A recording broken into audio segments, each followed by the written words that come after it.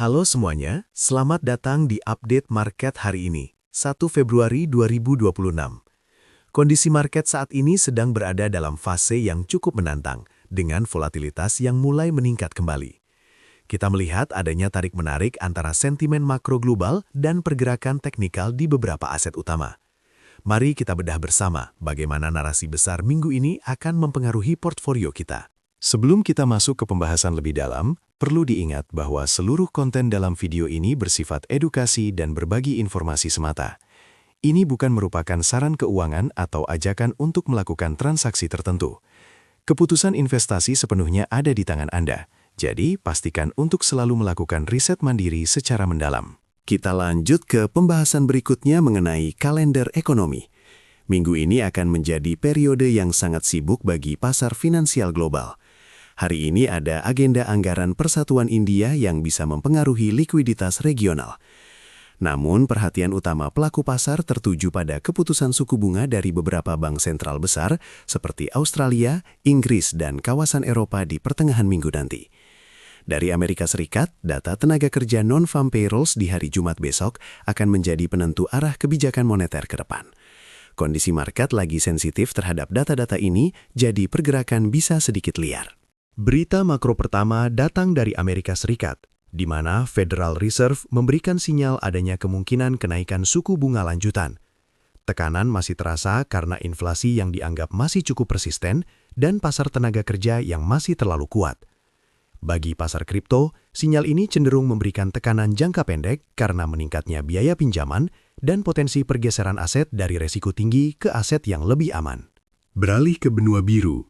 Inflasi di Eurozone dilaporkan mulai sedikit melandai, menjadi 4,2%, turun dari sebelumnya 4,5%. Meski melambat, angka ini masih berada di atas target Bank Sentral Eropa.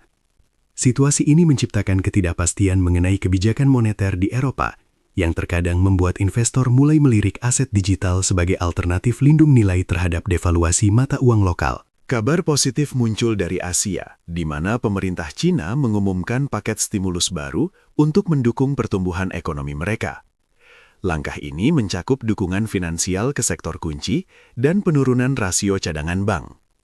Stimulus besar dari ekonomi kedua terbesar di dunia ini biasanya meningkatkan selera resiko secara global, yang bisa menjadi katalis positif bagi pergerakan Bitcoin dan Ethereum jika likuiditas tersebut mulai mengalir ke pasar aset beresiko. Sekarang kita lihat suasana hati market melalui Fear and Greed Index. Saat ini, skor berada di angka 18, yang berarti pasar sedang dalam kondisi ketakutan ekstrim atau extreme fear. Jika kita bandingkan dengan kemarin yang berada di angka 26, terlihat sekali ada penurunan kepercayaan diri yang drastis di kalangan investor, seiring dengan harga Bitcoin yang sempat menyentuh area $78.000. Secara historis, fase ketakutan ekstrim seringkali menjadi area di mana volatilitas mencapai puncaknya. Melihat indikator Pi Cycle Top, saat ini kita masih berada jauh dari sinyal lampu kuning. Garis moving average 110 hari berada di kisaran $95.345, sementara target puncaknya berada di angka $201.906. Artinya, secara siklus panjang, ruang pertumbuhan masih sangat terbuka lebar, dan kita belum melihat adanya tanda-tanda overextended yang berbahaya dalam siklus kali ini. Untuk indikator Puel Multiple, saat ini berada di angka 0,75. Angka ini menunjukkan bahwa pendapatan para penambang Bitcoin masih berada dalam level yang relatif wajar dan belum masuk ke zona merah atau fase distribusi besar-besaran. Biasanya, zona puncaknya baru akan tercapai jika angka ini menembus 2,2. Jadi, pergerakan saat ini lebih terasa seperti konsolidasi di tengah siklus daripada akhir dari sebuah tren naik.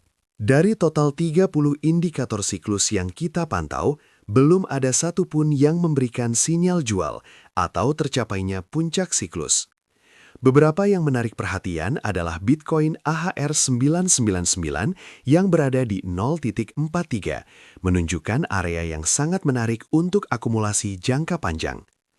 Selain itu, MVRV Z-Score juga masih sangat rendah di angka 0,78, jauh dari level 5 yang biasanya menandai puncak pasar.